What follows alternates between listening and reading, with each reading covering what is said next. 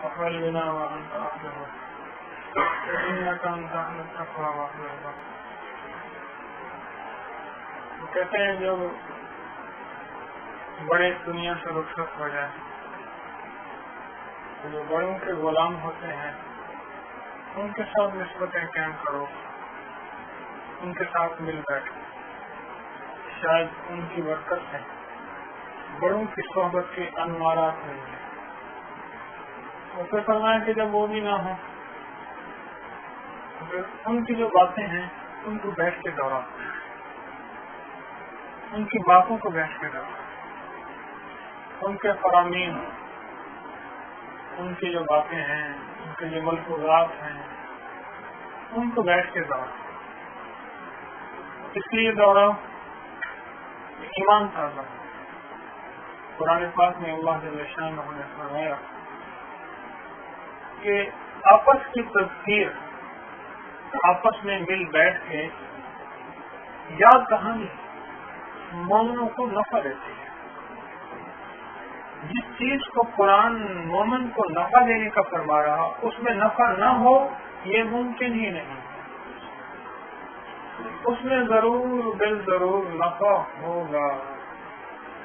میری ذات کی کوتاہی کی وجہ سے اگر اس میں نفع نہیں ہو رہا تو یہ کوئی میری اپنی کوتاہی تو ہو سکتی ہے. اللہ جل شانہ کے کلام نے، اللہ کے قرآن نے جس میں نفع فرما دیا وہ 100% نفع ہی نفع ہے. تو آج ایسے بیٹھا ہوا تھا تو ایک اللہ والوں کی ایک چیز میری ایسی نظر سے گزری. اچھا تو میں اس کو پڑھنے بیٹھ گیا. جی میں آیا کہ کچھ موتی ہیں. ہر دفعہ تو آپ کو میں کتاب پڑھ کے نہیں سناتا. بھائی خواتین کی طرف آواز نہیں جا رہی کیا ہے؟ آپ سے بات نہیں ہوتی. جو جی میں اللہ ڈال دیتا ہے عرض کر دیتا ہوں. دیکھو زندگی کی بنیادیں ہمیشہ نیتوں پہ ہوتی ہیں. اخلاص. بعض لوگ بڑوں کے ساتھ چلتے ہیں، ان کی نیت میں وہ طلب ہوتی نہیں کہ ہم نے اللہ جل شانہ کے ذات عالی کو پانا ہے. دنیا مطلوب ہوتی ہے، پھر اگر دنیا مل جائے تو واہ ہوتی ہے، اور اگر دنیا نہ ملے تو کہتے ہیں کہ ان کے پاس کچھ نہیں ہے. ارے کسی کے پاس کچھ نہیں، سب کچھ اللہ کے پاس ہے. کسی کے پاس ہے ہی کیا، اور کوئی کسی کو دے کیا سکتا ہے. میرا اللہ چاہے تو ہو سکتا ہے، میرا اللہ نہ چاہے. اللہ کی قسم، اللہ کی قسم، اللہ کی قسم کروڑ دفعہ اٹھا کے کہو کچھ نہ ہوگا، کچھ نہ ہوگا، کچھ نہ ہوگا. اللہ جل شانہ کی چاہت کا نام وجود ہے، اور اللہ جل شانہ کی چاہت ہی سے کام بنے گا. میرا اللہ چاہے گا تو کام بنے گا، میرا اللہ نہیں چاہے گا ہرگز کام نہ بن سکے گا. نیتیں بنیاد ہیں. اخلاص ہماری زندگی کی بنیاد ہے.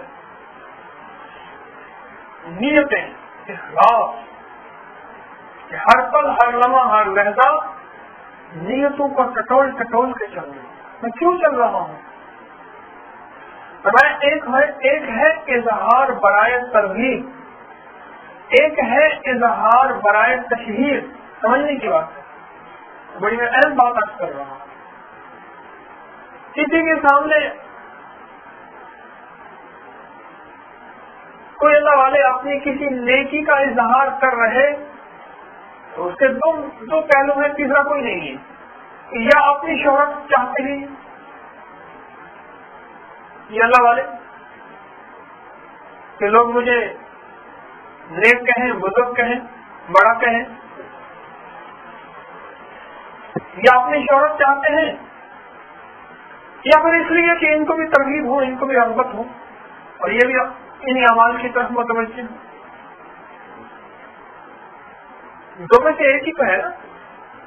وہ تو ہر بندے کے اپنے برتن کی بات ہے کہ وہ اس بات کو کس انداز سے لیتا ہے. وہ تو اب اندر کے مائع کی بات ہے، دل کی پاکیزگی کی بات ہے. مکھی جو ہے نا شہد کی سدا پھول ہی ڈھونڈتی ہے، اور یہ گندی مکھی سدا گم ہی ڈھونڈتی ہے. اس کے اندر ہی پاکیزگی ہے. ایک اللہ والے نے عجیب بات فرمائی،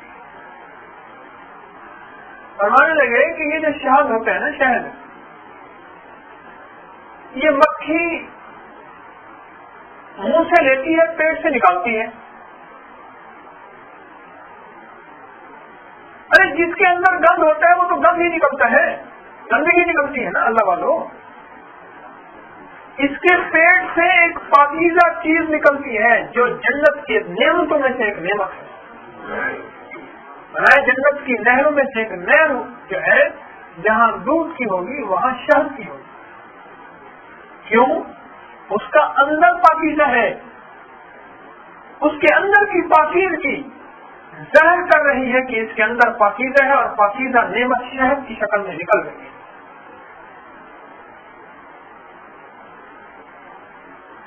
اور دوسری مکھی بھی تو منہ سے کھاتی ہے، پیٹ سے نکالتی ہے، اس کے اندر سے گندگی ہے، اور گند کھاتی اور دم نکالتی ہے. اس کے اندر ہی گندگی ہے، جو اس کے اندر میں ہے وہی بات ہے. اس سے کہتے ہیں کہ بندہ بعض اوقات نا، انسان کے اندر کا نظام خود ایک شیشہ ہے، اس کا دل شیشہ ہے. جو دل میں ہوتا ہے اسی کیفیت کے ساتھ دوسروں کو دیکھتا ہے. جو دل میں ہوتا ہے نا، اس کی کیفیت کے ساتھ دوسروں کو جانچتا ہے، پرکھتا ہے. شہد کی مکھی بنے، گندگی کی مکھی نہ بنے، شہد کی مکھی. ہمارے خوبیوں کو دیکھنے سے خوبیاں آتی چلی جاتی ہیں، اور خامیوں کو دیکھنے سے خامیاں آتی چلی جاتی ہیں. اس کی اصلاح ہو نہ ہو. یہ بہت بڑے محدث گزرے ہیں علامہ ابن حجر عسقلانی رحمۃ اللہ علیہ، وہ فرماتے ہیں اصلاح کا حق صرف 3 ہستیوں کو ہے، چوتھی کو نہیں ہے. وہ تیرے اوپر کوئی تنقید، اعتراض یا اصلاح کر سکتے ہیں. ایک استاد کو، ایک ماں باپ کو، ایک شیخ کو، مرشد کو، پیر کو. اور فرمایا پھر میں عجیب بات کروں، فرمایا اگر ان 3 ہستیوں میں کچھ تیرے اوپر کوئی بات ہو رہی تو سعادت سمجھ کے شکر ہے کہ مجھے انہوں نے مطلع کر دیا، اطلاع کر دی. اگر اطلاع نہ کرتے تو میں اس گناہ میں، اس غلطی میں جو بغیر میرے سامنے چھوٹی تھی، بڑھتے بڑھتے نامعلوم کہاں سے کہاں پہنچا. اور فرمایا ہر بندہ اطلاع کو، غلطی کے اوپر اطلاع کو، ہم میری بات سمجھ لیں، غلطی کے اوپر اطلاع کو ہر بندہ اپنے من سے لیتا ہے، اپنے من سے لیتا ہے. جو اس کے من میں ہوگا اس کے مطابق اس کو لیتا ہے. اگر اس کے من کے اندر ہے کہ میں نامکمل ہوں، مجھے مکمل ہونے کی ضرورت ہے، میرے اندر کوتاہی ہے، کمی ہے، تو وہ کہے گا اللہ کا شکر ہے انہوں نے مجھے اطلاع کر دی. اگر اس کیفیت کے ساتھ زندگی کے دن رات گزرتے گزرتے میں گزر جاتا تو کیا بنتا. اور جو کہتا ہے کہ میں مکمل ہوں، وہ اندر کی کیفیت میں یہ کہے گا کہ انہوں نے میری توہین کر دی، اور اس کی کبھی اصلاح نہیں ہو سکے. میں ایک شخص سرور کونین صلی اللہ علیہ وسلم کے قدموں میں بیٹھا ہے. دنیا کا خوش قسمت انسان ہوگا جس نے آقا کے مجالس کو، آقا کی محفل کو لیا ہوگا ایک پل کے لیے. ایک مصنف کہتا ہے کاش مکہ مکرمہ کی پہاڑیوں کی بکریوں میں سے کوئی جانور ہوتا اور مجھے محمد صلی اللہ علیہ وسلم چلا رہے ہوتے اور میں انہیں دیکھ رہا ہوتا. کیونکہ سرور کونین صلی اللہ علیہ وسلم نے بکریاں چرائی کہ مکہ مکرمہ کی کوئی پہاڑی ہوتی اور سرور اسلام میں ایک جانور ہوتا اور وہ مجھے چرا رہے ہوتے، اور میں جانور کی حیثیت سے ہی انہیں دیکھ لیتا کہ دیدار یار تو ہو جاتا.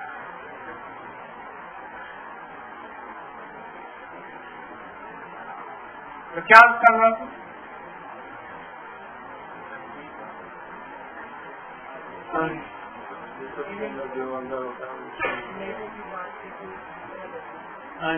جس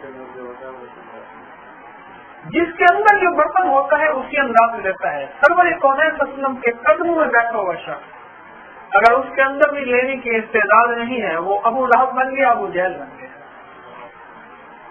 کتنی دفعہ لوگوں نے آقا کا دیدار کیا ہوگا جو ساتھ رہتے ہیں.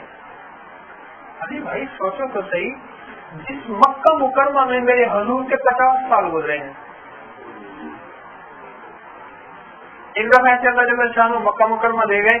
میں ایک دفعہ ایسے سوچ رہا تھا, میں نے کہا مدینہ تیری حرمت کو سلام ہے, تیری حرمت میں سرور کونین صلی اللہ علیہ وسلم آرام فرما رہے ہیں. میں مکہ کی گلیوں کو کیا کہوں, یہاں میرے آقا کے 50 سال گزرے ہیں اور مدینہ منورہ میں صرف 13 سال گزرے ہیں. مکہ مکرمہ کی گلیوں میں میرے آقا کے 50 سال گزرے ہیں. اس مکہ کی حرمت کا کیا تعلق ہوگا, اس مکہ کی عظمت کو کیا کہیں. سرور کونین صلی اللہ علیہ وسلم کے کلمین شریفین میں آپ کی مجالست محافل میں آپ کا دیدار کرتے ہوئے ایک شخص بیٹھا ہوا ہے, اس کے دل کا برتن سیدھا نہیں ہے. اللہ کی قسم کبھی نہیں پائے گا, کبھی نہیں پائے گا, معلوم ہی رہے گا. اور ساری تاریخ اسلام اٹھا کے دیکھو وہ معلوم ہی رہے ہیں. آج تک کوئی اپنے بیٹے کا نام ابو جہل نہیں رکھتا, ابو لہب نہیں رکھتا, کوئی نہیں رکھتا. ہاں جو کھانے والے تھے کیا اس معاشرے کے وہ محروم تھے, نہ شکل, نہ حسن و جمال, نہ صورت, نہ بظاہر مال و دولت, نہ جاہ و حشمت, نہ خوددان, نہ ہٹو بچو, کچھ بھی نہ تھا. صرف جبر و استبداد کی زندگی تھی اور غلامی کی زندگی تھی, اور نام تھا بلال رضی اللہ عنہ. بس نام یہی تھا,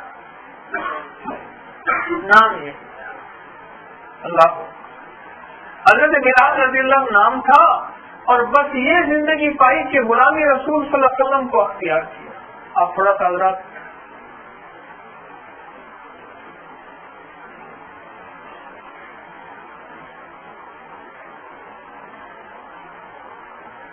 تھوڑا سا اور جزاک اللہ, اللہ آپ کی جزاک ہے. یہ دیکھیں جگہ اچھی خاصی پڑی ہے, تھوڑی سی اور تکلیف کریے.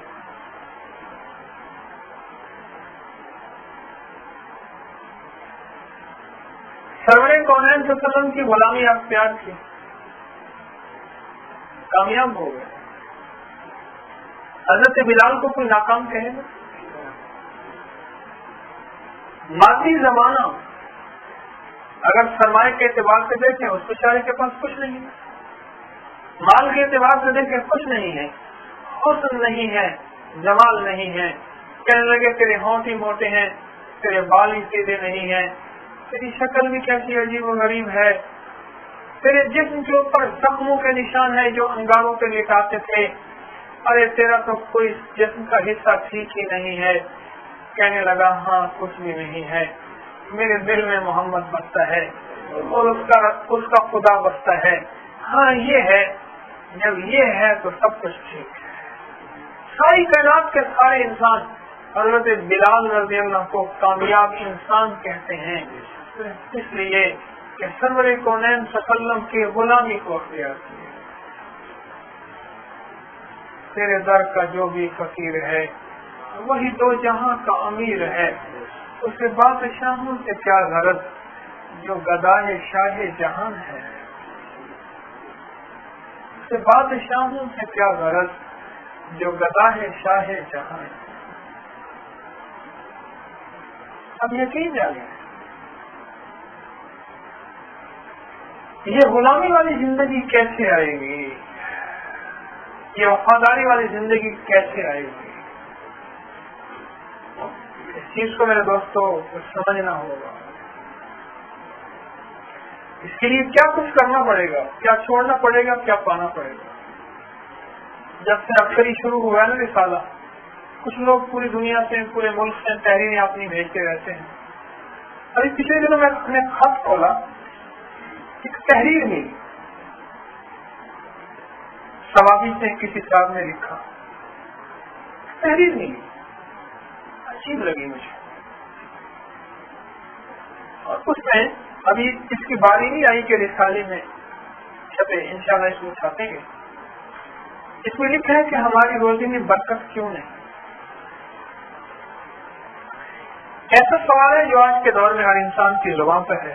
ہر شخص مہنگائی اور غربت کا رونا رو رہا, ہر شخص قرض کے تلے دبا ہوا, ہر شخص روزی کے پیچھے سرگرداں, سارا دن ادھر سے ادھر پتہ نہیں کہاں سے کہاں روزی سمیٹتے, پھر بھی برکت کیوں نہیں.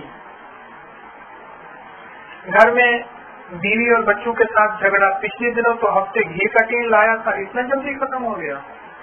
چینی کیوں اتنی زیادہ ڈالی, دیکھتے نہیں مہنگائی ہے. بعض تو اللہ والے ایسے ہیں جو ٹیلی فون کے CLI چیک کرتے ہیں, تو ہمیشہ نہیں, خدا ایسے نہیں ہے. بعض ایسے ہیں ان کی برکت بھی کہتے میرا 100 روپے کا کارڈ مہینے میں ختم ہو جاتا ہے, 100 روپے کا ایسے ہی ہے. اگر گھر کے کھانے پینے سے ہی برکت اٹھ گئی کیوں؟ اس کیوں کا جواب یہ ہے کہ سب سے پہلے ہم ان اسباب کو دور کریں جو بے برکتی کے موجب بنے ہوئے ہیں, خصوصاً نماز فجر. دیر سے سونا عادت بن گئی. سرور کونین وسلم کے زمانے میں ایک صحابی آپ کے پاس تشریف لائے اور اپنی ناداری اور مفلسی کا ذکر کیا. آپ نے حکم دیا گھر کی دیواروں کو اونچا کر دو. وہ صحابی رضی اللہ عنہ حکم کی تعمیل کی اور کچھ دنوں کے بعد خدمت میں حاضر ہوئے.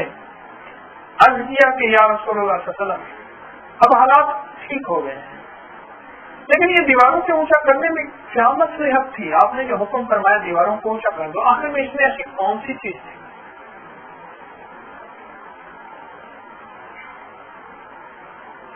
ارشاد ہوا تیرے گھر کے سامنے سے ایک بے نمازی شخص کا گزر ہوتا تھا جس کی نحوست تیرے گھر پر اثر انداز ہوتی تھی اور تیرے رزق کی برکت اٹھ جاتی تھی.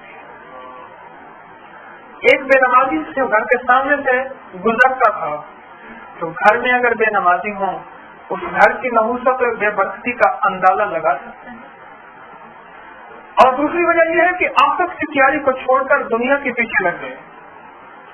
ایک دفعہ دنیا کسی جاندار کی شکل میں ایک بزرگ کے پاس آئی, ایسی حالت میں کہ ماتھے سے خون بہ رہا اور دم کے بال جھڑے ہوئے.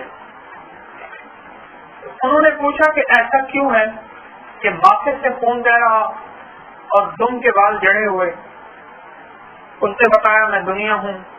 دم کے بال اس لیے جڑے ہوئے کہ کچھ لوگ میرے پیچھے بھاگتے ہیں اور مجھے پکڑنے کی کوشش کرتے ہیں, اور جس کے نتیجے میں میرے دم کے کچھ بال ان کے ہاتھ میں آ جاتے ہیں, میرے دم کے کچھ بال ان کے ہاتھ آ جاتے ہیں. سمجھ رہے ہو؟ کچھ دنیا, اور میں ان سے جان چھڑا کر بھاگتی ہوں, اور یہ جو میرے ماتھے سے خون رس رہا اس وجہ سے ہے کہ کچھ لوگ ایسے ہیں جو مجھ سے دور بھاگتے ہیں. میں ان کے پیچھے پیچھے ان کے قدموں میں پڑتی ہوں, لیکن وہ حقارت سے مجھے ٹھوکرے مار کے ستکار کرتے ہیں, اور یہ خون میرے ماتھے سے اس لیے رس رہا ہے. اس سے یہ بات ثابت ہو جاتی ہے ہم دنیا کا پیچھا کریں گے کہ دنیا ہمارے, اگر ہم دنیا کا پیچھا چھوڑ دیں گے تو یہ دنیا ہمارے قدموں میں آئے گی, اور اگر دنیا کے پیچھے بھاگیں گے تو آگے چلی جائے گی. اور تیسری وجہ یہ ہے کہ ہمیں جو تنخواہ ملتی ہے یا اپنے کام کی جو اجرت ملتی ہے, یہ اگر ہم کوئی کاروبار کرتے ہیں تو وہ بھی ہم اپنی روزی کو حلال نہیں کرتے. جھوٹے بہانے بنا کر چھٹی لے لیتے ہیں, دیر سے ڈیوٹی پر جاتے ہیں, جتنا چھٹی کرنے کی کوشش کرتے ہیں, جلدی چھٹی کرنے کی کوشش کرتے ہیں, ڈیوٹی کے دوران کام چوری کرتے ہیں, جتنا کام کرنا ہوتا ہے اسے پورا نہیں کرتے. اس طرح ہماری تنخواہ یا اجرت میں حرام کا عنصر شامل ہو جاتا ہے جو کہ بے برکتی کا موجب ہے. ایک شخص نہایت غصے کے عالم میں جا رہا تھا. راستے میں ایک بزرگ سے ملاقات ہوئی. بزرگ نے ماجرا دریافت کیا. شخص کہنے لگا میں قرض کے انبار پر دبا ہوں, تنخواہ سے گزارا نہیں ہوتا. آج مالک کے ساتھ دو ٹوک بات کرنے جا رہا ہوں, یا تو میری تنخواہ بڑھا دے یا پھر میں کام چھوڑ دیتا ہوں. بزرگ مسکرائے اور اس سے کہا اگر میرے مشورے پر عمل کرو تو تمہاری مشکل حل ہو جائے گی. اس شخص نے وعدہ کیا. بزرگ نے کہا اپنے مالک سے کہو کہ میری تنخواہ کم کر دے اور پھر 1 مہینے بعد آ کر اس جگہ مجھے ملو. اس شخص نے بزرگ کی بات پر عمل کیا اور مہینے بعد اس جگہ بزرگ سے ملا اور ان کا شکریہ ادا کیا کہ میرے حالات بہتر ہونا شروع ہو گئے ہیں. یہ بتایا کہ تنخواہ کم کرانے میں کیا مصلحت پوشیدہ تھی.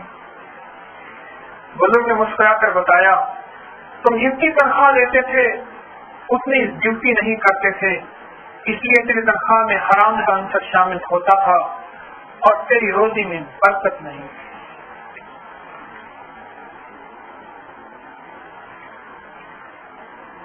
اگر یہ کسی کو کہہ دیا جائے اور اپنا کوئی ماتحت ہو, اگر اس کو یہ کہہ دیا جائے وہ کہے گا بہت بڑا ظالم آدمی ہے. حضرت پیران پیر شیخ عبد القادر جیلانی رحمۃ اللہ علیہ بہت رئیس تھے, بہت مالدار تھے, بہت بڑے مالدار تھے. جو لباس آج پہنتے تھے وہ اس کی باری کل نہیں آتی تھی. اس نے پوچھا حضرت ایسا کیوں کرتے ہیں؟ فرمایا اللہ نے یہ حصہ فقراء کے لیے رکھا ہوا ہے.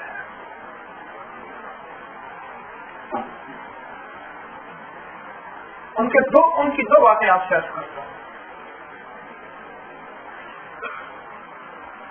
ایک بات تو یہ ہے کہ ایک دفعہ بیٹھے ہوئے تھے, لوگوں کو اللہ اللہ سکھا رہے تھے. جیسے ہم بیٹھے ہیں ایک دوسرے کو سکھا رہے ہیں, آپ مجھے سکھا رہے ہیں, میں آپ کو سکھا رہا ہوں. آپ مجھے کیسے سکھا رہے ہیں؟ آپ کہیں گے آپ ہی سکھا رہے ہو. یہ بھی سنتے چلے جائیں. آپ حضرات کی قربانی, آپ حضرات کی طلب, آپ حضرات کی تڑپ دور پرے سے کہاں سے چھوڑ کے آئے. آپ حضرات کی اندر کی طلب اور تڑپ یہ میرے دل پہ اثر کر رہی, جس کی وجہ سے میں آپ سے عرض کر رہا ہوں. اس سے بڑا سکھانا اور کیا ہوگا. اور پھر اگر آپ نہ آتے تو کیا یہ باتیں میں دیواروں سے کرتا؟ آپ کی مہربانی, آپ کا خلوص ہے, آپ کی شفقت ہے, آپ تشریف سے. تو میں عرض کر رہا تھا تو کیا کہنے لگے؟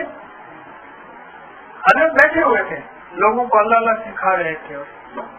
ایک شخص آیا, آپ کے کان میں کوئی بات رہی, آپ نے ایسے دل کی طرف توجہ کی, فرمایا الحمدللہ.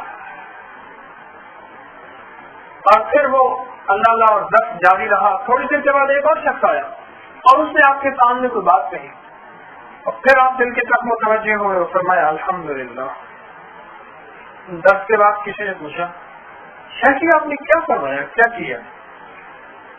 بہت بڑے تاجر سے فرمایا میرے تجارت کا جہاز آ رہا تھا اور میرا سب کچھ جمع پوچھی اسی جہاز میں تھا, سب کچھ تھا اور بہت بڑا اس میں نفع ملنا تھا.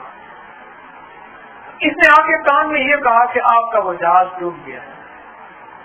پہلے نے کہا کہ وہ جہاز ڈوب گیا, سب کچھ ختم, تجارت ختم, صاف ہو گیا سارا مسئلہ. 8-9 سال کی محنت ختم ہو گئی. کہنے لگے میں نے 8 سال محنت کی تھی, سب ختم ہو گیا. تو کہنے لگے کہ میں نے دل کے اندر جھانکا تو دل میں نہ آنے کی خوشی نہ جانے کا غم, اور دل اللہ کی ذات کی طرف ویسے ہی متوجہ ہے. رزق گیا ہے, رزاق تو نہیں گیا. رزق گیا ہے, ہاں.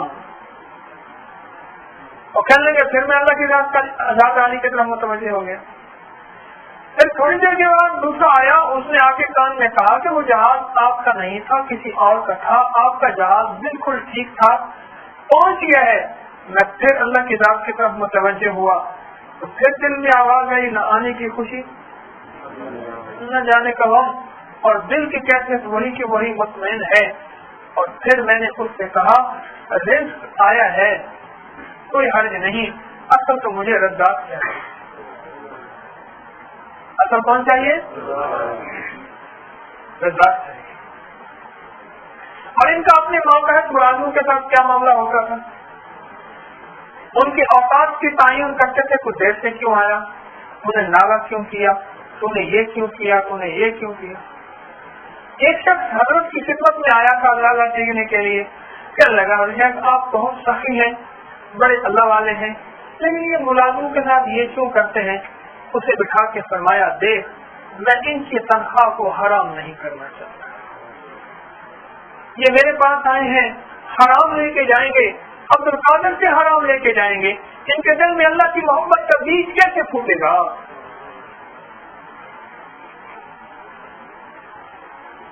اب یہ سمجھ نہیں آتی بات، یہ سمجھ نہیں آتی۔ حرام ایسا رچ گیا ہے اور معاشرے کے جو مزاج میں ایسی باتیں آ رہی ہیں،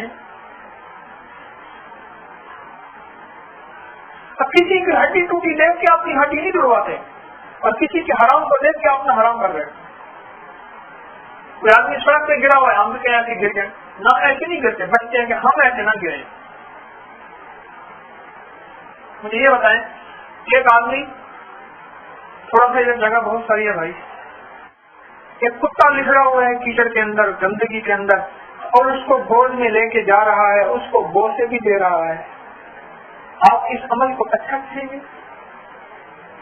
کتنا قابل نفرت عمل ہے، کتا قابل نفرت، اسلام نے اس سے نفرت کی، اور پھر گندگی اور کیچڑ اس سے بڑی قابل نفرت کی، اور پھر بوسے دینا اس گندگی اور کیچڑ کو اس سے بڑی قابل نفرت کی۔ یہ تو چیز نظر آتی ہے کیونکہ ظاہر میں ہے نا، اور اندر کی نجاست اور گندگی جو حرام میں موجود ہے وہ نظر نہیں آتی،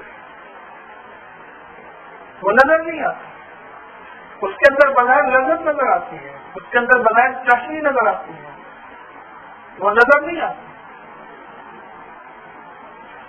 میرے پیارو، میں آپ کو حقیقت عرض کر رہا ہوں، جو اللہ جل شانہ کی ذات عالی کے ساتھ تعلق بنا کے چلے گا، اللہ کو دیکھ کے چلے گا کہ اب میرا رب مجھ سے کیا چاہتا ہے،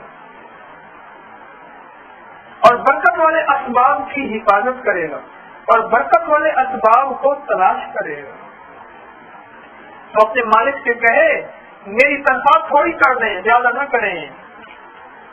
اس کا اس نے مان لی، ابھی سنانا واقعہ، اس نے کہا ٹھیک ہے میں مان لیتا ہوں۔ جب تنخواہ اس کی حلال ہوئی، اور سن رہی بات، ایک ہے حلال اور ایک ہے حرام، اور ایک ہے کثرت اور ایک ہے برکت۔ آج سارے کے سارے ہم کثرت کی فکر میں ہیں، اور کسی سے کہہ دو برکت والا عمل، جو کثرت کو مانگے گا میرا رب اس کو کثرت دے کے ذلیل کر دے گا، پریشان کر دے گا، بہت پریشان کر دے گا، اور جو برکت کو مانگے گا اللہ جل شانہ اس کی زندگی میں، اس کی نسلوں میں برکت عطا کرے گا، اس کی زندگی میں، اس کی نسلوں میں برکت عطا کرے گا۔ یہ برکت مانگے گا اللہ پاک۔ میں جب بندہ اللہ سے مانگتا ہے نا، اللہ اس کے دل سے نہ نکلتے ہیں، اللہ جل شانہ اس بندے کے دل سے نظر فرماتے ہیں، یہ بندہ مجھ سے کیا طلب کر رہا ہے، یہ کیا چاہتا ہے۔ یہ بندہ اگر اللہ جل شانہ سے برکت چاہتا ہے اور حلال چاہتا ہے، اور پھر حلال طریقے اختیار کرتا ہے، اور ان حلال طریقوں میں جو مشقت آتی ہے ان سے کرتا ہے صبر،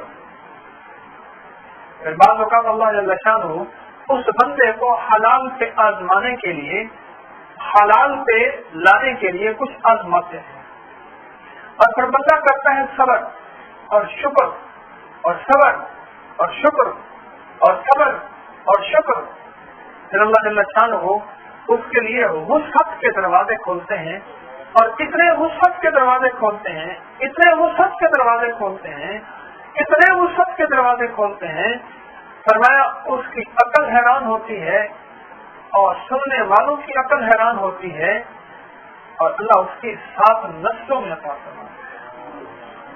میں نہ ملے تو صبر، اور مل جائے تو کھا لیا، کہنے لگے تو کتا بھی کرتا ہے، ہاں کتا بھی کر لیتا ہے، نہ ملے تو کوئی بات نہیں، مل لیا تو کھا لیا، میں نہ ملے تو صبر، مل گیا تو بانٹ دیا، یہ مومن کرتا ہے۔ جس سے لیا اسے دے دیا.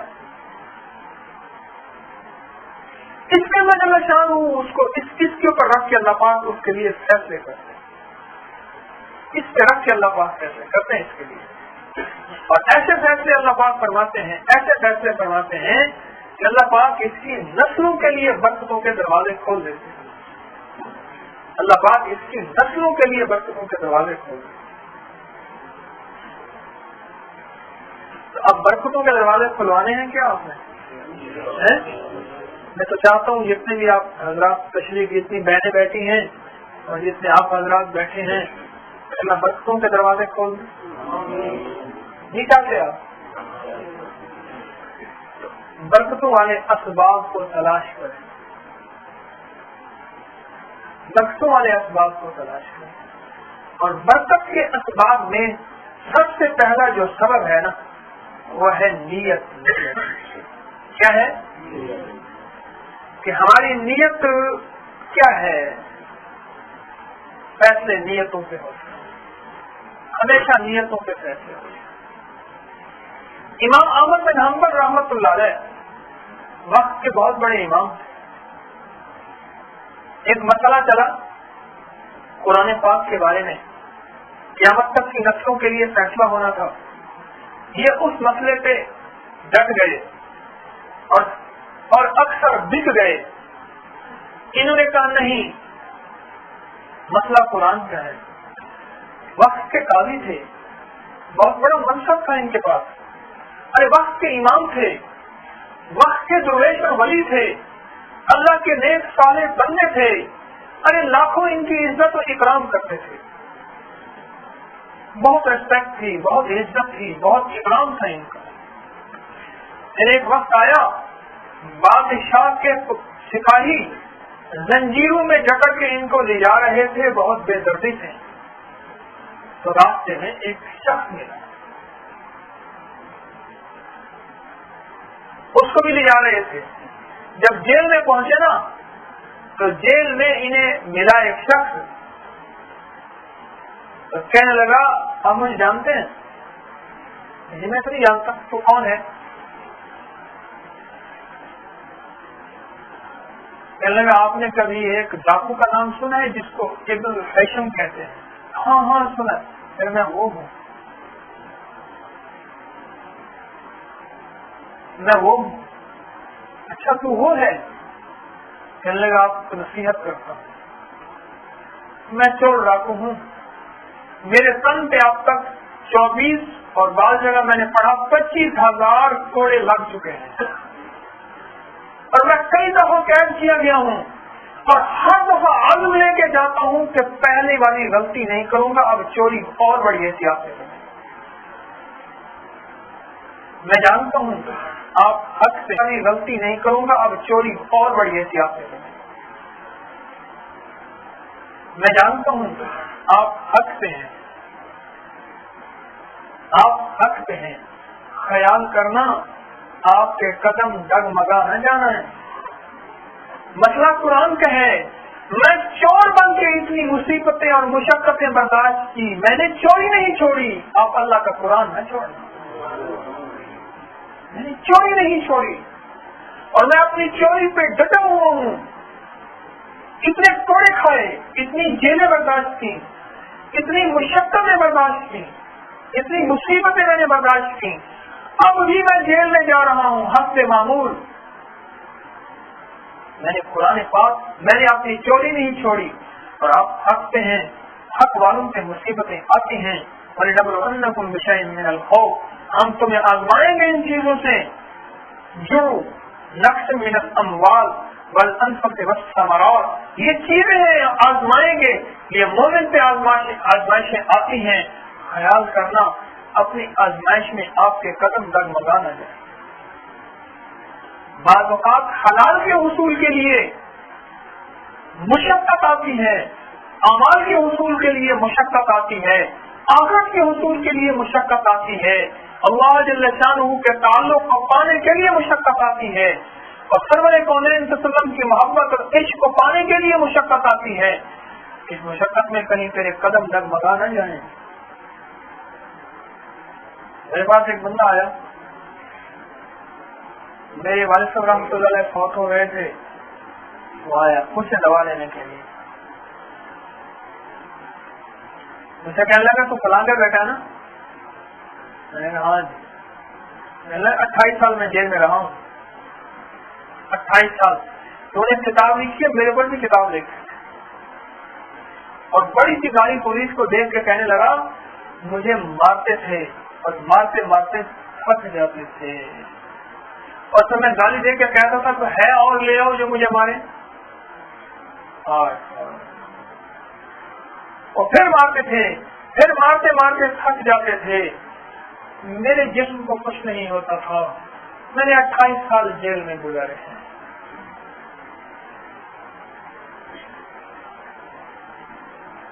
میں نے اس سے دیکھا، میں نے کہا چاچا جی آپ کے پاؤں میں جوتا نہیں ہے؟ غصہ تھا، غصہ اس کے پاؤں میں، ایک پاؤں کا غصہ تھا ہی نہیں، وہ پاؤں کتنا بےحس ہو گیا تھا، اسے پتا نہیں کہ میرا وہ موٹر سائیکل سے تو ہی کہتے ہیں ڈبل سلنسر کسے کہتے ہیں، ایک بندہ اسے لے آیا تھا، وہ بھی بیچارہ گولیوں میں مارا گیا، ابھی وہ ساتھ تھا، اس سے بٹھا کے اسے لے آیا تھا دوا کے لیے، مجھ سے دوائی لینے آتا تھا، کہنے لگے بڑے بڑے ڈاکٹر ہیں مجھے تجھ پہ اعتبار ہے۔ میں نے کہا وہ کہاں گئی جوتا؟ ایک دم میرے اندر سے ہماری ایک کتاب ہے شرح اسباب، اس کا ایک باب کھل گیا، میں نے کہا اسباب تو اللہ کے پاس ہے، زندگی موت لیکن لگتا ہے اس کے دن تھوڑے ہو گئے، جیسے ڈاکٹر کہتے ہیں نا کتنے دنوں کے بعد یہ ختم ہو جائے گا، اب دیکھیں ڈاکٹر کوئی خدا نہ خاصا خدا تو نہیں ہوتا، لیکن علاج معالجے کے ایک تجربات ہوتے ہیں، اصل اللہ کا علم کامل ہے، معالج کا علم تو ناقص ہے۔ میں نے محسوس کیا، میں نے کہا اس کے دن گنے جا چکے ہیں، جب اس کی باتیں سنی نا، اس کی باتوں کے اخیر میں بھی ندامت نہیں تھی، اس نے زندگی میں جرائم کیے۔ اس وقت وہ کوئی الیکشن ہو رہے تھے اور وہ اپنی مرضی کے ممبران جو ہے وہ لانا چاہتا تھا، اور اس کا طریقہ کار یہ ہوتا تھا کہ جو الیکشن کے لیے کھڑا ہوا اس کے ہاں جاتا تھا، کہتا تھا میں تیری منت کرنے آیا ہوں، اور اگلا بھی منت سمجھ جاتا تھا کہ کون سی منت کرنے آیا ہے، تو اس کے حق میں بیٹھ گیا کہ میں اس کو بلا مقابلہ کرانا چاہتا ہوں، اور مجھ سے کہنے لگا بھتیجے خان کہ میں اتنے بندے جو ہے بلا مقابلہ کرا چکا ہوں، بس 4 لوگ عزت کرتے ہیں، کون سی عزت کرتے ہیں؟ ہمارے ایک دوست ہیں، وہ کہتے ہیں کبھی تم نے دیکھا کہ یہ باولے کتے کو دیکھ کے لوگ کھڑے ہو جاتے ہیں؟ اس لیے نہیں کھڑے ہوتے کہ عزت اس لیے کہ کام نہ دے۔ بدترین شخص ہوا ہے جس کے شر کی وجہ سے لوگ اس کی عزت کریں، بدترین شخص وہ ہے جس کے شر کی وجہ سے لوگ ہی اس کی عزت کریں اور وہ اترائے، بدترین شخص ہے دنیا۔ میں نے اس کی زندگی میں دیکھا، کئی دفعہ میرے پاس آیا، آخری دفعہ آیا تو اس کا جوتا نہیں تھا اور راستے میں گر گیا تھا اور اسے پتہ ہی نہیں تھا، اور اس کے لفظوں کی آخر میں بھی کتنی دیر ملاقات ہوتی رہی، میں اس سے باتیں سنتا رہا، جیل کی، زندگی کے نظاموں کی، اس کی آخری لفظوں میں بھی ندامت نہیں تھی۔ اب پتہ نہیں اللہ نے اس کو توبہ کی توفیق دے دی ہو، کسی کی موت کے بارے میں ہم فیصلہ کہاں کر سکتے ہیں، ہمیں تو اپنا پتہ نہیں۔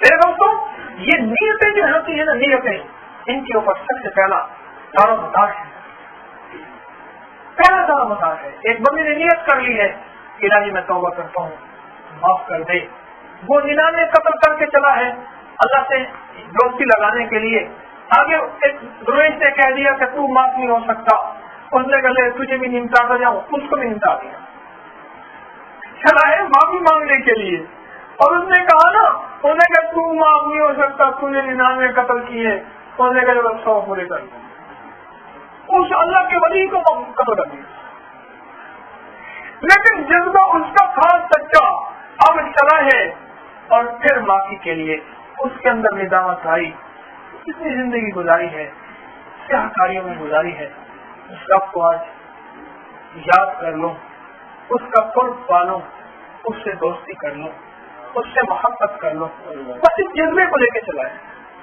جب اس جذبے کو لے کے چلا ہے تو ابھی توبہ تک پہنچا نہیں ہے، یہ میں حدیث کی بات کر رہا ہوں، ایک واقعہ آتا ہے، بس کو مت کر رہا ہوں، ابھی پہنچا نہیں ہے توبہ تک، نیت توبہ کی کر چکا تھا، نیت توبہ کی کر چکا تھا اور توبہ تک پہنچا نہیں، کسی اللہ والے کے ہاتھ میں جا کے توبہ نہیں کی، راستے میں موت آ گئی۔ اور جہنم والے فرشتے بھی آئے، یہ تو ہمارا ہے، تو پکا ان کا تھا، اور جنت والے بھی آئے، ہمارا ہے۔ اب جہنم والے کہتے ہیں تمہارا کیسے ہو سکتا ہے؟ تو خارج ہمارا ہے کہ نقد ابھی سے واردات کر کے آ رہا ہے، ابھی ابھی نقد واردات ہے، اور واردات بھی اللہ کے ایک بندے کی۔ میرے دوست کو یاد رکھنا، اگر جذبہ سچا ہو، دیکھو ایک بات میں غلط فہمی کہیں درمیان میں نہ آ جائے، آدمی کہیں گے آدمی سچا جذبہ ہو قتل کرتا جائے، اسے خبر ہی نہیں تھی کہ میں جو اب قتل کر رہا ہوں یہ قتل مجھے کتنا نقصان دے سکتا ہے، اسے اس کی خبر ہی نہیں تھی۔ آدمی کا اگر جذبہ سچا ہو اور اللہ کی ذات عالی کی طرف متوجہ ہو، سچی بات ہے اللہ جل شانہ معاف کرنے والا ہے، اللہ کریم ہے، اللہ اپنی رحمت کے دروازے کھولنے والا ہے۔ اور فرمائش ہوئی آخرکار فرشتوں میں اللہ پاک نے دل میں بات ڈالی، راستوں کی فرمائش کرو۔ اب دیکھو کہ کس طرف یہ زیادہ گیا تھا، اللہ نے وہ راستہ بڑھا دیا اور اس بزرگ کی طرف کا راستہ زیادہ ہو گیا اور وہ راستہ دوسرا تھوڑا ہو گیا، اور فیصلہ ہو گیا کہ یہ جنت والوں کا ہے۔ اپنی نیتوں پہ ہر وقت نظر رکھیں، اور نیت ہے برکت کا سب سے پہلی سیڑھی اور برکت کی سب سے پہلی چابی، یہ نیت ہے۔ بادشاہ رام بھٹک گیا تو آگے انار کا ایک باغ تھا اور بہت زبردست لہلہاتا ہوا، وہاں ایک موجود، اس نے کہا مجھے پانی پلا، اس نے انار توڑا اور انار کو نچوڑا، ایک گلاس بھر گیا اس کے رس میں۔ حیران ہوا کہ میری رعایا میں ہے اور اس پہ ٹیکس نہیں لگا، اور اتنا اس کا ثمر اور اتنا اس کی رس، تو اس نے گلاس پی کے نہ کہا کہ بس میں اس کا ٹیکس لگاؤں گا، اس نے کیا کیا، کہنے لگا کہ دوسرا گلاس دو، اب دوسرا گلاس بھرا تو گلاس کہاں بھرے،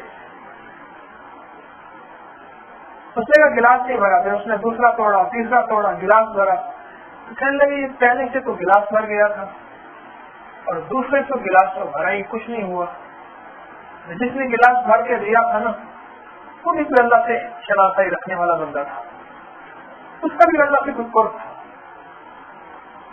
کہنے لگا لگتا یہ ہے وقت کے بادشاہ کی نیت بدل گئی، اسے پتہ نہیں ہے بادشاہ، وقت کے بادشاہ کی نیت بدل گئی، اور نیت کے بدلتے ہی برکت ہٹ گئی۔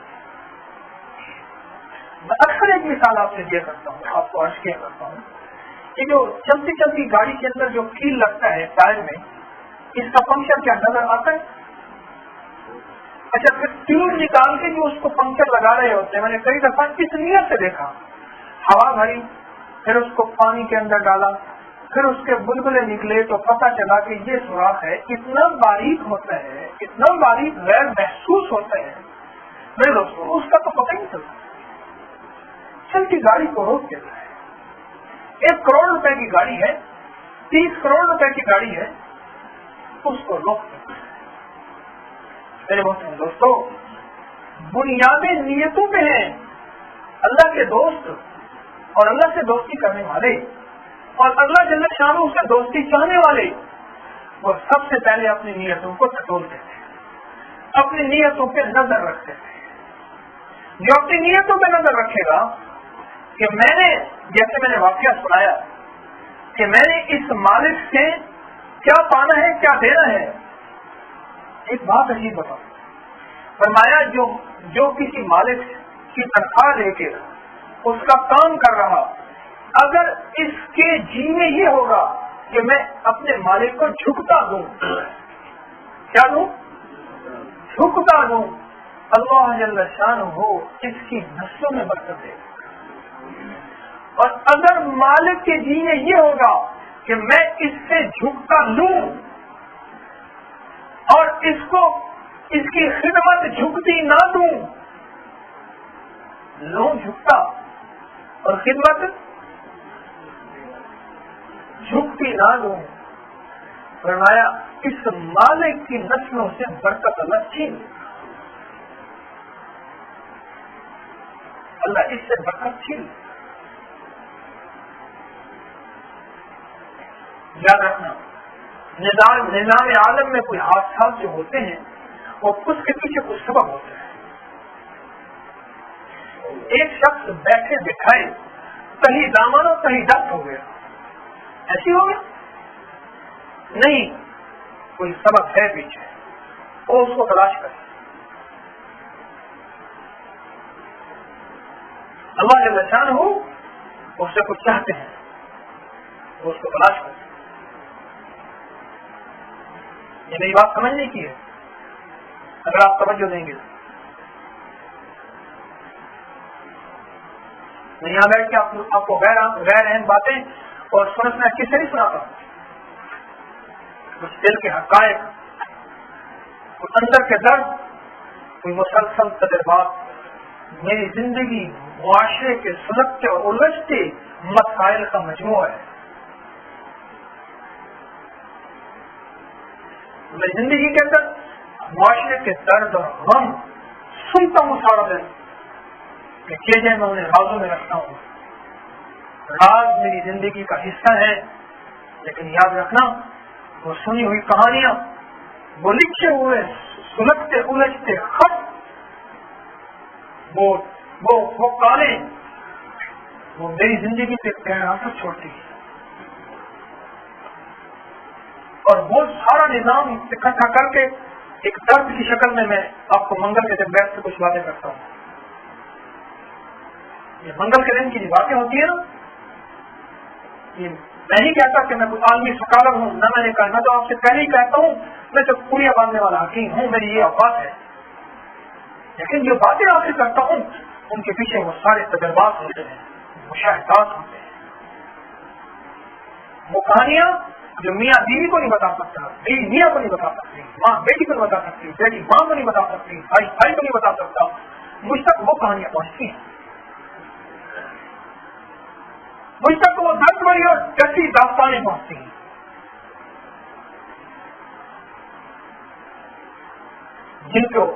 جن کو میں رازوں کی تہہ میں رکھ کے ان کو آپ کے سامنے بیان کرتا ہوں بغیر کسی کا نام لیے.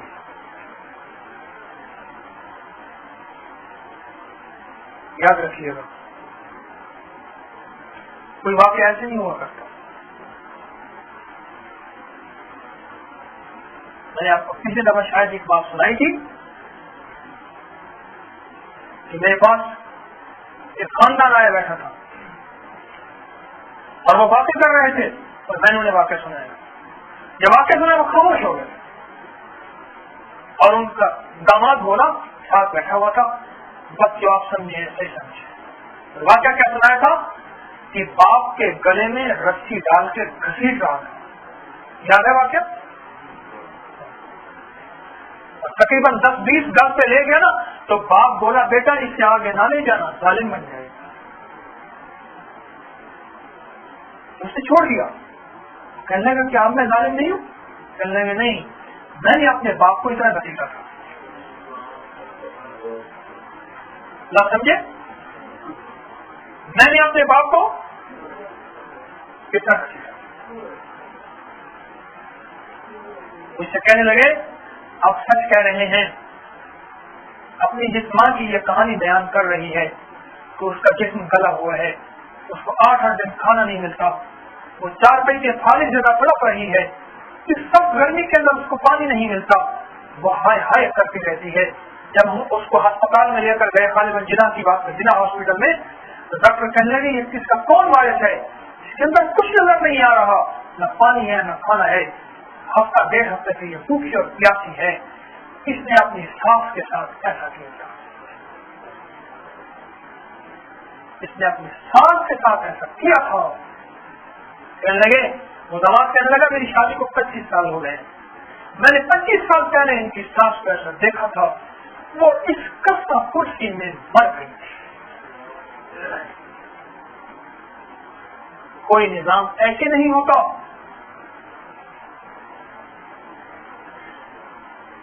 کوئی باقی ایسے ہو جاتا ہے. کوئی رب ظالم ہے نعوذ باللہ. کریموں کا کریم، غفار ستار، رحیم رحمان، ایسا کریم.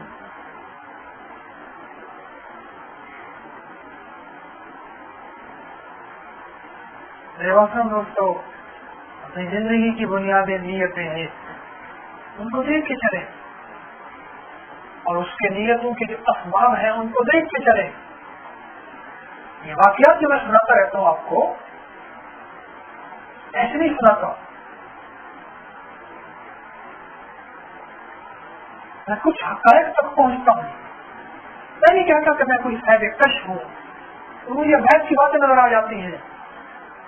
وہ کوئی اللہ والے ہوں گے، میں تو کام سے انسان ہوں. نہ میرا مسلمین قرآن کہتے ہیں ہم تو ہم سے مسلمان ہیں.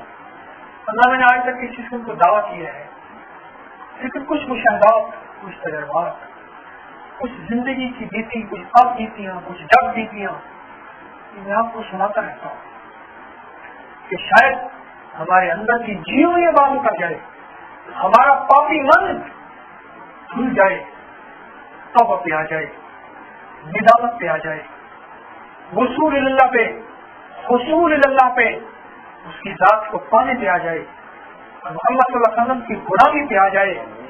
شاید ہمارا من اس پہ آ جائے، ہمارا تن جو ہے یہ بات قبول کر لے. بات تو اس لیے آپ سے عرض کرتا ہے، ہر گناہ ادھار ہے، ادھار.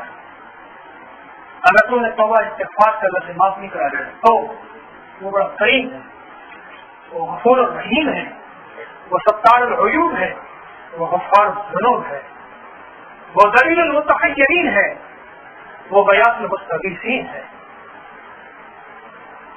وہ بڑا کریم ہے. اگر تم نے اپنے گناہ رب سے معاف نہیں کرا لیے، دیکھو مصیبت آتی ہے، اللہ والوں پہ بھی آتی ہے اور محمد صلی اللہ علیہ وسلم پہ بھی آئی، لیکن جو اللہ والوں پہ، انبیاء پہ، صحابہ پہ، اہل بیت پہ، نیک صالحین پہ جو مصیبت آتی ہے، فرمایا وہ ان کے درجات کو بلند کرنے کے لیے، اللہ کا قرب لینے کے لیے. اور جو ہم جیسوں پہ مصیبت آتی ہے وہ ہمارے دماغ کا سبب ہے نفس، وہ جو ہمارے ہاتھوں کا کمایا ہوا ہے نا وہ آگے آتا ہے. اس لیے کہتے ہیں جو ندامت کو اور جو توبہ کو، جو استغفار کو غالب کر دیتا ہے. میرے پاس ابھی پرسوں کی بات ہے، ایک صاحب ہے، اپنی ساری کہانی بیان کی، پریشانیاں ہی پریشانیاں، پریشانیاں ہی پریشانیاں، گھر بھر کی الجھنیں ہی الجھنیں، بندے سے رکاوٹیں ہی رکاوٹیں، کرتے کرتے کرتے کرتے کرتے کہنے لگے کہ میں بس کیا کہوں، اب مجھ سے کوئی وظیفہ مجھے نہ بتائیے گا، میں پڑھ پڑھ پڑھ پڑھ پڑھ کے بس.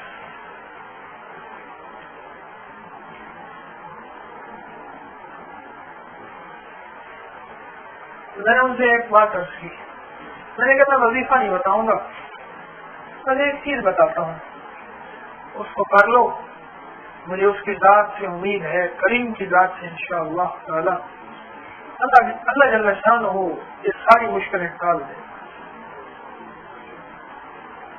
یہ ساری مشکلیں ٹال دے.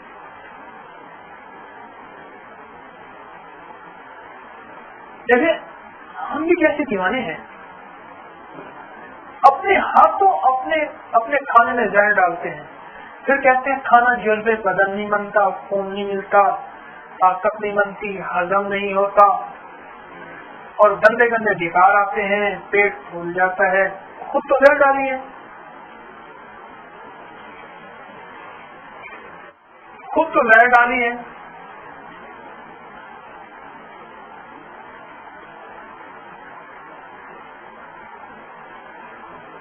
ارے جس گھر کے اندر اللہ جل شانہ کا نام نہ ہو، جس گھر کے اندر اللہ جل شانہ کا نام نہ ہو اور نماز نہ ہو اور تصویر نہ ہو اور تلاوت نہ ہو، مجھے بتاؤ تو صحیح۔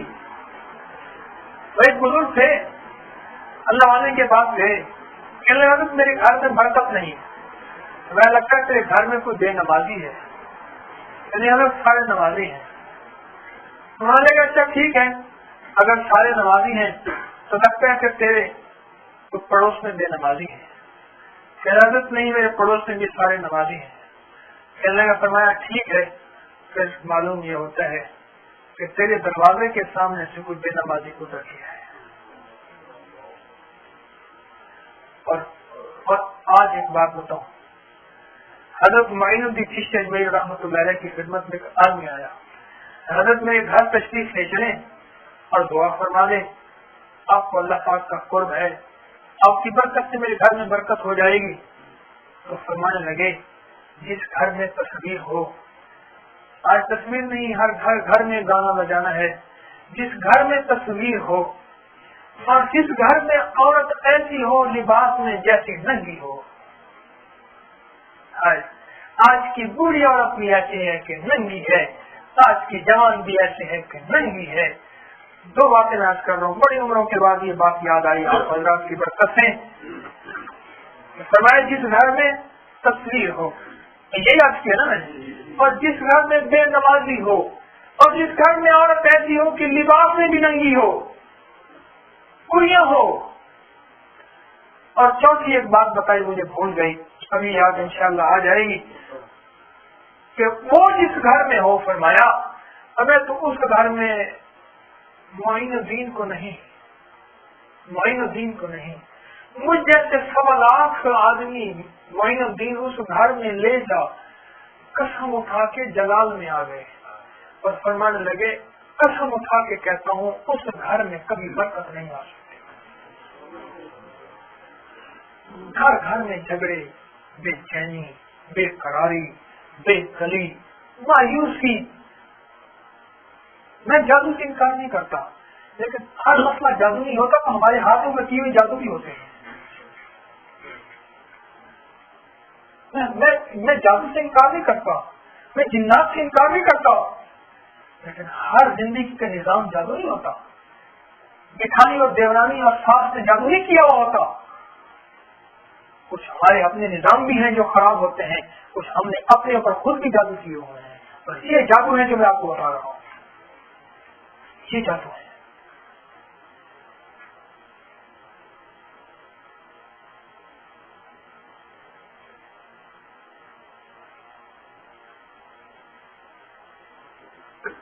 ہاں، چوتھی بات یاد آئی، اور میں جس گھر میں سلام نہ ہو۔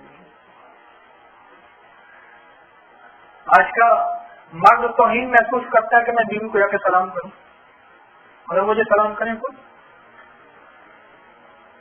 ہمارے پڑوس میں تھے ایک صاحب، ہم چھوٹے چھوٹے ان کے ہوتے تھے، ان کی اہلیہ روٹی پکا رہی ہوتی تھی، ہاتھوں سے روٹی یوں بڑھا رہی ہوتی تھی، مجھے یاد ہے۔ تو میاں صاحب جب آتے تھے نا، وہ فوراً روٹی نا میں ہاتھ پہ رکھ کے کہتی میاں جی السلام علیکم۔ مجھے پتا تھا کہ شاید عورت جو ہے مرد کو ہی سلام کرتی ہے، اور جب شعور کی آنکھ کھولی تو پتا چلا نہیں، جو گھر میں جائے وہ سلام کرتا ہے، وہ سلام کرتا ہے۔ خوش قسمت مرد وہ ہے جو گھر میں مسکراتا ہوا جائے، خوش قسمت مرد وہ ہے جو گھر میں جا کے سلام کرے۔ ارے سلامتی سلام سے ہے، برکت سلامتی سے ہے۔ ارے جس گھر کی سلامتی چلی گئی اسی گھر میں تو کہتے ہیں کرائسس ہیں، اسی گھر میں تو کہتے ہیں بے برکتیاں ہیں، اسی گھر میں تو کہتے ہیں کہ میاں بیوی کی، بچوں کی اور گھر والوں کی الجھنیں، پریشانیاں، مشکلات، مسائل، پتہ نہیں میں لفظ کیا کہوں۔ ارے وہ سلامتی تو جاتی ہے اور کیا جاتا ہے؟ گھر کی دیواریں ٹوٹ جاتی ہیں، گھر کے بستر جل جاتے ہیں، لوگ گھر والوں کے، میرے دوستوں کوئی اور نقصان نہیں، گھر کا چین چلا جاتا ہے، اندر کی سلامتی چلی جاتی ہے، اندر کی سلامتی چلی جاتی ہے۔ میرے محترم دوستوں، اللہ جل شانہ نے موقع دیا ہے ہمیں آپ کو، میں آپ کو خلوص کیا موقع یہ ہے کہ زندگی کے نظام کو سمجھانے سنبھالنے کا موقع دیا ہے. میں آپ سے بیٹھ کے کچھ غم کی باتیں کرتا ہوں، میری بات کا گفتگو بے ترتیب بھی ہو جاتی ہے، مجھے اس کا کوئی غم نہیں ہوتا. مجھے کو بیٹھ کے تقریر کرنی ہے، کوئی واہ لینی ہے، نہ یہ مدعا ہے نہ منشا ہے میرا، نہ یہ میں نے سوچا ہے کہ میں نے آپ سے کوئی واہ لینی ہے. میں تو ہر منگل کو بیٹھ کے اپنے غم کی آپ بیٹیاں بیٹھ کے آپ کے سامنے بیان کرتا ہوں، اور یہ دل کی گہرائیوں سے باتیں بیٹھ کے کرتا ہوں. میں آپ کو زندگی کے سکون کے پیکج دیتا ہوں، میں آپ کو زندگی کے چین کے نظام دیتا ہوں. میں آپ کو گزرے لوگوں کی کہانیاں سنا کے پھر میں نہیں چاہتا کہ آپ بھی اجڑ جائیں. میں چاہتا ہوں آپ سدا سنبھلے رہیں، آپ سدا برقرار رہیں، آپ سدا، آپ کے گھر، آپ کی نسلیں، آپ کے آپ اور آپ کی نسلیں سدا آباد رہیں. میں تو اچھی کہانیاں سنا کے اور اگڑے واقعات سنا کے اور اس الجھتے مسائل سنا کے میں تو آپ کو آباد کرنا چاہتا ہوں، اس دنیا میں بھی آخرت میں بھی. میری تو ساری کہانیوں کا نچوڑ یہی ہوتا ہے، میری تو ساری اس الجھی یہ جو غم زدہ میری کہانیاں ہوتی ہیں اور یہ غم کی میری آپ بیٹیاں ہوتی ہیں، ان سب کے پیچھے آپ کے لیے برکتوں کا سامان ہوتا ہے، عافیتوں کا سامان ہوتا ہے، سلامتوں کا سامان ہوتا ہے، ارے خیر اور برکت کا سامان ہوتا ہے. میری آپ ساری باتیں ایک ایک بات کو جدا جدا کر کے دیکھیں، ہر بات کا نچوڑ سلامتی ہوگا، ہر بات کا نچوڑ عافیت ہوگا، ہر بات کا نچوڑ خیر ہی خیر ہوگا. جو کرے گا سو پائے گا، جو نہیں کرے گا سو پچھتائے گا.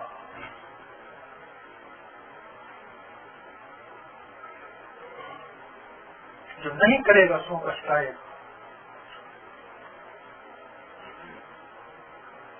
بیٹھ کے میرے دوستوں ہر منگل یہی آپ کو غم کی کہانیاں سناتا ہوں. میں تو آج بھی پھر کتاب لایا تھا، وہ کتاب کھولتے کھولتے پھر وہیں رہ گئی. اس میں سے کچھ سنانا چاہتا تھا لیکن کیا کروں، دل کے اندر ہی ایسی کہانیاں ہوتی ہیں وہی سنا دیتا ہوں. اس لیے دوستوں اپنی زندگی کے دن رات کو سلجھائیں. میں نے آپ کو یہ نہیں کہا کہ پچھلی دفعہ میں نے یاد کیا تھا کہ سائنس کو پڑھیں، اعلیٰ تعلیم حاصل کریں، لیکن کچھ گوشہ آخرت کے لیے بھی رکھیں. اس زندگی کا نظام ختم ہونے والا ہے. تھوڑی سی سائنس میں نے بھی پڑھی ہے اور تھوڑی سی کتابیں میں نے بھی پڑھی ہیں.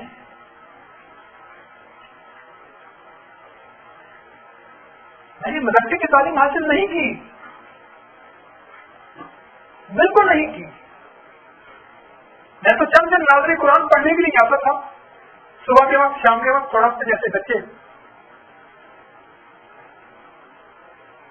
لیکن میرے بہت سارے دوستوں اپنی زندگی کے اندر یہ نظام یاد رکھیے گا، یہ ساری کائنات کے نظام کو کمائی کے بعد آخر کار موت ہے، موت.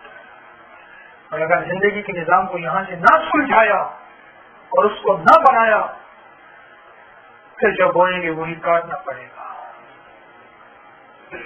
وہی کاٹنا پڑے گا. کتنا بدقسمت ہے جو اپنی اولاد میں سے ایک بھی اثر دے کے نہ گیا، جو اپنی اولاد میں سے ایک بھی اثر دے کے نہ گیا. 7 بیٹے کھڑے ہیں، ابا کا جنازہ پڑا ہوا ہے، کسی ایک کو جنازے کی دعا نہیں آتی ہے. وہ یہ غم زدہ کے ساتھ، غم کے ساتھ، دکھ کے ساتھ نہیں کہتا الہی ابا کو معاف کر دے. جو قبر میں جا کے میں نے دیکھا، قبر میں جو قبر پہ گئے ہیں، پھولوں کا چھاپر ہاتھ میں ہے اور اللہ کا نام پڑھنے والے کسی حافظ اور قاری صاحب کو 10-50 دے کے کہتے ہیں میرے باپ کی قبر پہ پڑھ دے. اس کا قصور نہیں ہے، جس کی قبر ہے اس کا قصور ہے. اس نے درخت جیسا لگایا تھا، اس نے بیج جیسا بویا تھا. میں تو کہہ رہا ہوں خوش قسمت ہے وہ بیویاں جو اپنے شوہروں کو کہتی ہیں اللہ کی محبت کی طرف. خوش قسمت ہے وہ مائیں جو اپنے بیٹوں کو کہتی ہیں کہ بیٹا اللہ کی محبت سیکھ لو. خوش قسمت ہیں وہ بہنیں جو اپنے بھائیوں کو کہتی ہیں کہ بھائیوں ساری کائنات کی دولتیں مبارک، ساری کائنات کی ڈگریاں مبارک. ہم نہیں کہتے کہ تم غریب فقیر بن جاؤ، میں بھی کہتا ہوں کہ اگر مال جیب میں ہے تو حلال ہے، تو اللہ کی نعمت ہے. میں آپ کو کہاں کہتا ہوں آپ جنگلوں میں نکل جاؤ. میں تو خود ایک بہت بڑے ذمہ دار کا بیٹا ہوں، تاجر کا بیٹا ہوں. یہ خدا خاصہ یہ فخر کے لیے نہیں کہہ رہا. میں آپ سے یہ نہیں کہوں گا کہ آپ سب کچھ چھوڑ دیں اس دنیا میں.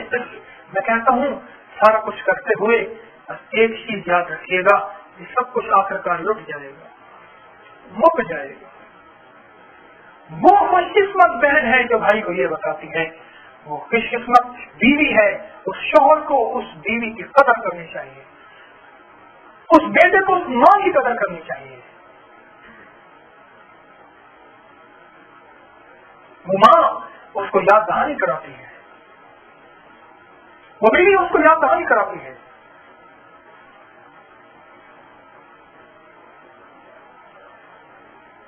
دوستو، ساری نعمتیں آپ کو مل جائیں، ساری دولتیں آپ کو مل جائیں، ایک بات ذرا سوچو، ٹھنڈے دل سے میں بات آخری کر رہا ہوں، کیا گمنامی ہمارا مقدر نہیں ہے؟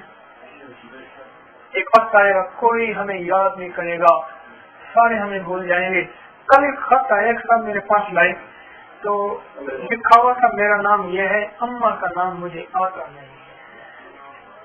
میں نے پوچھا اماں کا نام کیوں نہیں آتا؟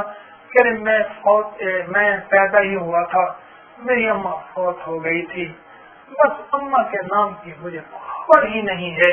ہاں جنہوں نے مجھے پالا تھا ان کا پتہ ہے، ماں بے نام ہو گئی.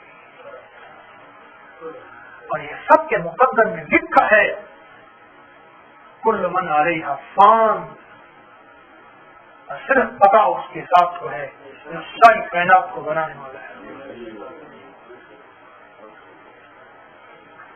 جب فنائی ہماری مقدر ہے، گمنامی ہماری مقدر ہے، تو پھر اس کے لیے کچھ وقت نکال دیں، اپنی زندگی کو اپنے دل کو سمجھا دیں. یہ دیکھ آخرکار یہ تو ہے کچھ نہ کچھ آفت کے لیے کر لیں، دل کو تھوڑا سا سمجھا دیں. یہ بیٹھ کے اللہ کرنا، یہ بیٹھ کے ذکر کرنا، یہ بیٹھ کے اللہ کے لیے جمع ہونا، اللہ جل شانہ کی محبت کے لیے بیٹھ کے تذکرے کرنا. گرمی ہے، حبس ہے، لیکن بیٹھا ہوا ہے کہ الہی تیری یاد میں بیٹھا ہوں، تیری محبت میں بیٹھا ہوں، ان کا تو خون سے شاید یہ میرا پسینہ قبول ہو جائے،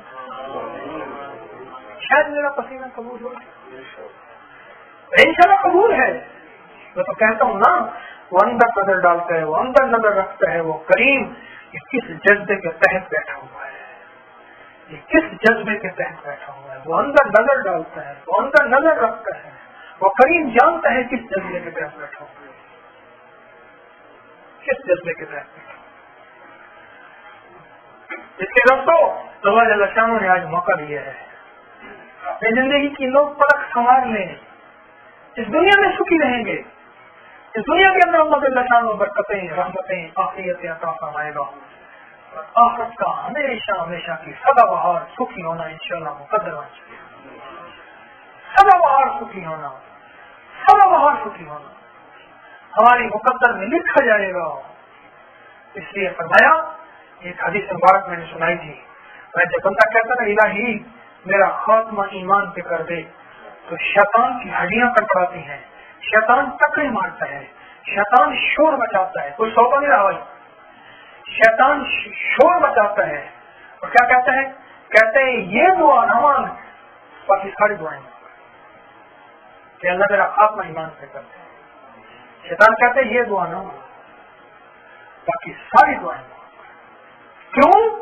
مجھے پتا ہے خاتمہ ایمان سے مراد یہ ہے کہ آنے والی جو ہمیشہ ہمیشہ کی زندگی ہے وہ اس کی سمجھ جائے گی. ہٹیا بٹیا سارا زندگی کی پونجی ایٹ لاسٹ اس کی زندگی کا سارا نظام آخر بن جائے گا. خاتمہ ایمان سے مراد یہ ہے. اس سے دوستو یہ کچھ باتیں آپ سے بیٹھ کے غم کی عرض کیا کرتا ہوں، ان کو بیٹھ کے تنہائیوں میں سوچیے گا اور پھر ان کو اپنانے کی کوشش کیجیے گا. اور جہاں کمی محسوس ہو اس کریم کے سامنے عرض کیجیے گا الہی تیرا بننا چاہتا ہوں، اس قابل نہیں ہوں، نہ طاقت ہے نہ ضرورت ہے، نہ استعداد ہے نہ استطاعت ہے، اللہ اپنا بنا دے. جب اللہ جل شانہ کے سامنے اپنے آپ کو عاجز بن کے، محتاج بن کے، بے بس ہو کے اپنے آپ کو پیش کر دیں گے نا، روز پیش کریں، وہ اندر کی جذبے کو دیکھتا ہے پھر جب کریم دیکھے گا یہ اپنے جذبے میں سچا ہے، پھر اللہ اپنا بنا لے گا. جب اپنا بنا لے گا پھر اللہ پاک جل شانہ دنیا میں برکتیں دے گا. یہ نہیں ہے کہ فقیر کر دے گا. جب تمہارے ہاتھ میں چھابی ہوگی اور گھر کے روٹیاں مانگو گے، نہیں نہیں، ایسا نہیں ہوگا. پھر اللہ اپنا بنائے گا اور اللہ پاک برکتوں کے دروازے کھولے گا. فرمایا جو اللہ کی برکتیں ہوتی ہیں، فرمایا رحمت 7 نسلوں تک جاتی ہے، لعنت 7 نسلوں تک جاتی ہے. اور پوچھا لعنت کیسے؟ فرمایا لعنت بھی 7 نسلوں تک جاتی ہے اور رحمت بھی نسلوں تک جاتی ہے. اور بات کہتے ہیں 7 نہیں 14 نسلوں تک جاتی ہے، بات کہتے ہیں 14 نہیں اس سے آگے کی نسلوں تک جاتی ہے. اور کہنے لگا جو جتنا اللہ سے منوائے گا. کیا کروں، بات کر لمبی ہوتی جا رہی ہے، آپ کی گرمی کا مجھے احساس ہو رہا ہے. نازوں پلے لاہوریے بیٹھے ہیں، میں تو ایک فقیر سا آدمی ہوں آپ کے سامنے غم کی. اور ویسے جس کو لگی ہوتی ہے اس کو پتہ نہیں ہوتا، جس کو لگی ہوتی ہے اس کو پتہ نہیں ہوتا. فرمایا کہ رحمتیں جب آتی ہیں نسلوں کو گھیر لیتی ہیں. اور پھر فرمایا جو جتنی مشقت، محبت، محنت، کوشش کرے گا اتنی زیادہ اس کی نسلوں میں اللہ برکتوں کے دروازے کھولتا چلا جائے گا. جتنا مجاہدہ اتنا مشاہدہ. جو کرے گا سو پائے گا، جو پائے گا وہ اللہ جل شانہ کے سامنے اپنی فریاد کروا کے ہی پائے گا، اللہ سے منوا کے ہی پائے گا. تو بیٹھ کے اللہ سے منوائے نا، اللہ کے سامنے فریاد کریں. اب یہ فریاد کی ہے، اب بیٹھ کے ذکر کے نام پہ، اس کے مبارک ناموں کے نام سے، اس کے محبت بڑے ناموں کو لے کے اب اللہ سے عرض کریں. تو کیا خیال ہے ایسا ہو جائے؟ تو جو جتنا دل کی گہرائیوں سے ذکر کرے گا، جو جتنا طرف سے ذکر کرے گا اتنا اللہ اسے عطا فرمائے گا.